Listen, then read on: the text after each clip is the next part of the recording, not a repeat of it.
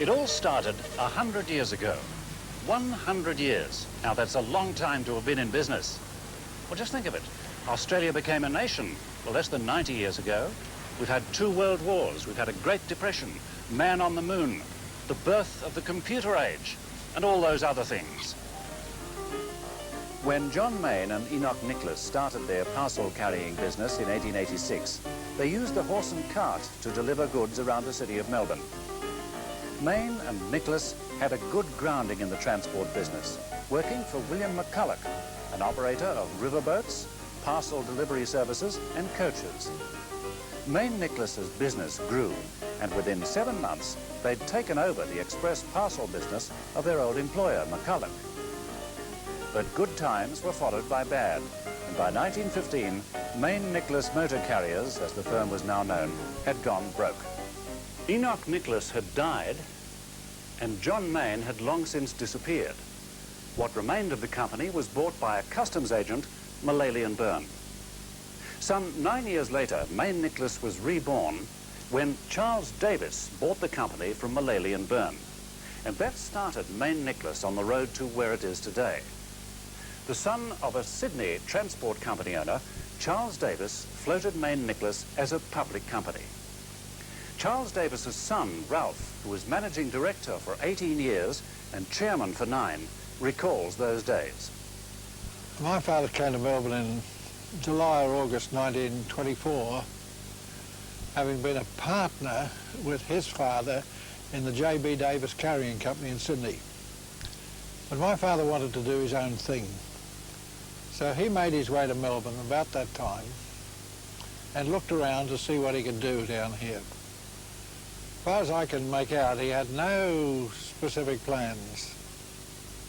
But it wasn't very long before he had 1 or 2 customers, had 1 or 2 trucks. I think it was about October, November that he began to think more seriously about Mayne Nickless, which was a struggling company, had a little bit of wharf work, but a fairly big and extensive business in carrying parcels all over Victoria, including a contract with the Victorian Railways to deliver everything that came addressed from the country. And this was an important contract. And when my father bought Mayne Nickless finally, having paid £600 for the goodwill of the company, he had to pay another £150 in the event of the Victorian Railways agreeing to transfer the contract to the Charles Davis Carrying Company, or to the new proprietor of Mayne Nickless, whichever it might be. He didn't have enough money to buy the plant of Mayne Nickless, which, as far as I can make out, consisted of 1 or 2 motor vehicles and about 20 horse vehicles. So he hired them on a hiring agreement. So he was, by modern standards, a struggler and a battler. But that suited him. That was his nature. I think he always wanted to do well, but he knew how to fight his way out of troubles. Under the leadership of Charles Davis and then Ralph Davis, Mayne Nickless grew to become a major Australian company. From the horse and cart days, Mayne Nickless was to develop into a national and then an international organisation. While growth in the 20s and 30s was strong, it was really the post-war years which saw the company expand dramatically, at first throughout Australia and then abroad. A colleague of Ralph Davis is the current chairman, Bruce Redpath. He joined Mayne Nickless in the late 30s and has been part of the growth period of the last 40 years. For practical purpose, you can say Mayne Nickless is a post-war corporation. It's interesting to note that our early pioneers, who were both paddle boat pilots and administrators, had the same kind of attitude. They started with a handful of vehicles in 1886. By the end of the year, they had about 60 vehicles operating. They used to advertise, they specialised in taking risks, and I think that sense of adventure remains in the company today.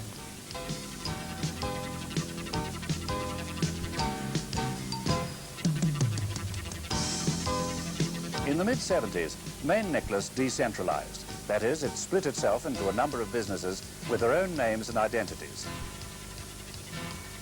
The familiar green trucks were no longer seen on the roads. Bruce Redpath, who was managing director in those days, explains why. In the early 1970s, as the company was growing larger, I felt that the time had come for us to actively promote decentralisation as an organisational plan.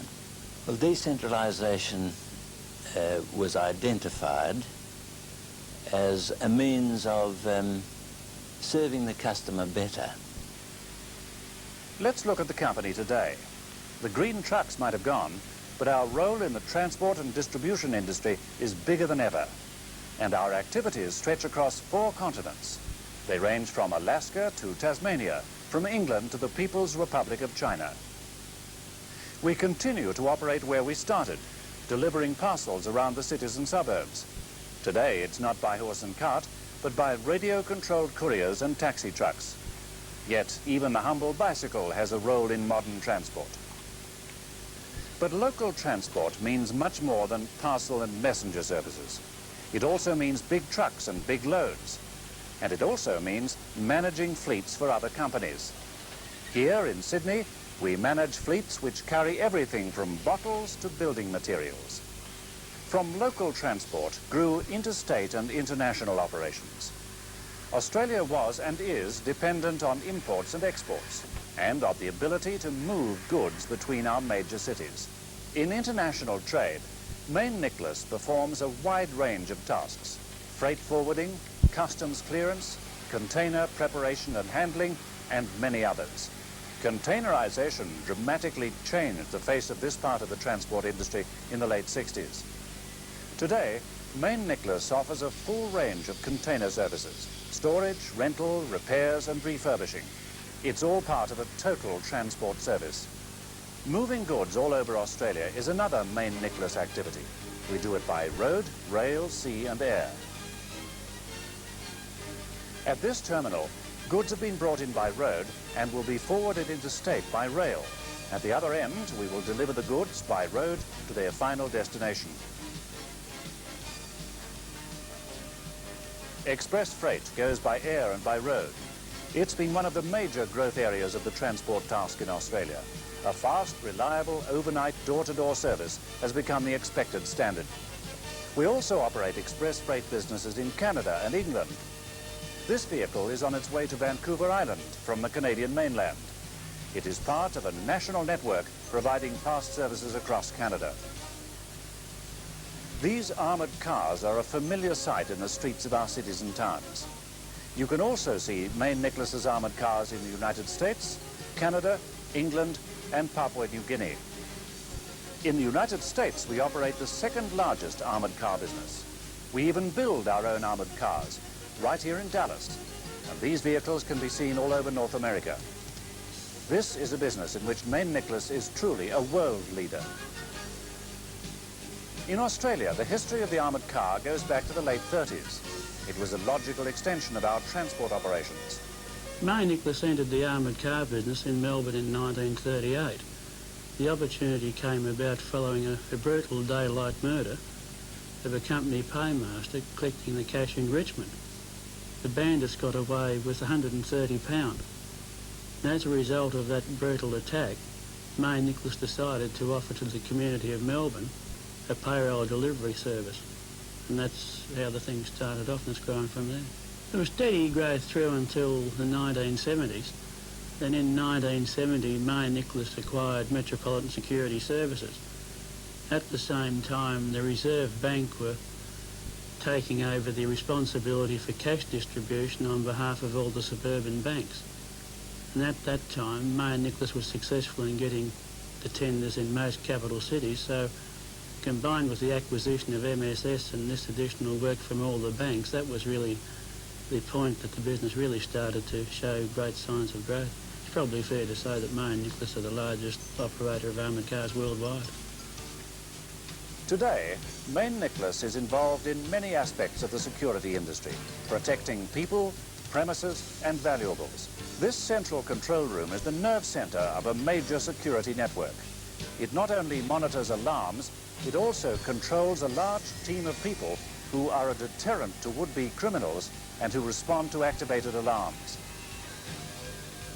Today, these services also extend to personal monitoring devices, which are an aid to the elderly.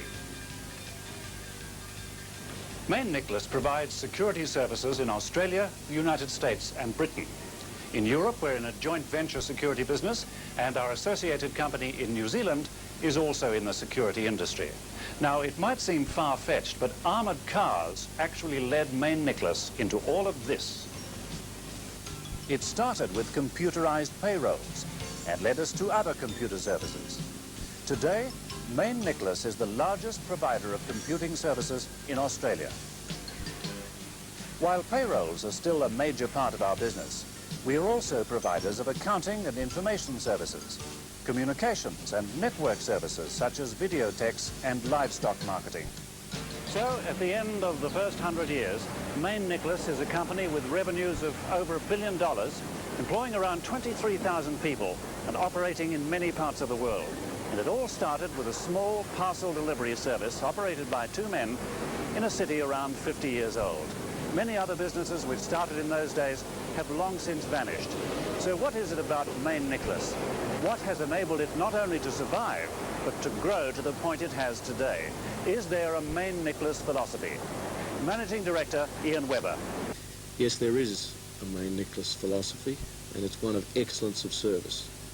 It ties very much, I think, to the whole principle of pride and loyalty, sense of commitment to the company, which exists in every one of our businesses, both here and all around the world. Without that commitment and without that pride in providing a service that is excellent in all respects and at a price that is value for money, Mayne Nickless could not have grown to the extent that it has. Without that commitment, without that pride and loyalty, in each and every one of our employees, a service company cannot succeed. We are essentially a labour-intensive company. Our company is our people, and without that sense of commitment, without that feeling of excitement and satisfaction in providing high-quality service, we could not have grown as we have, and as I believe we will continue to do in the future.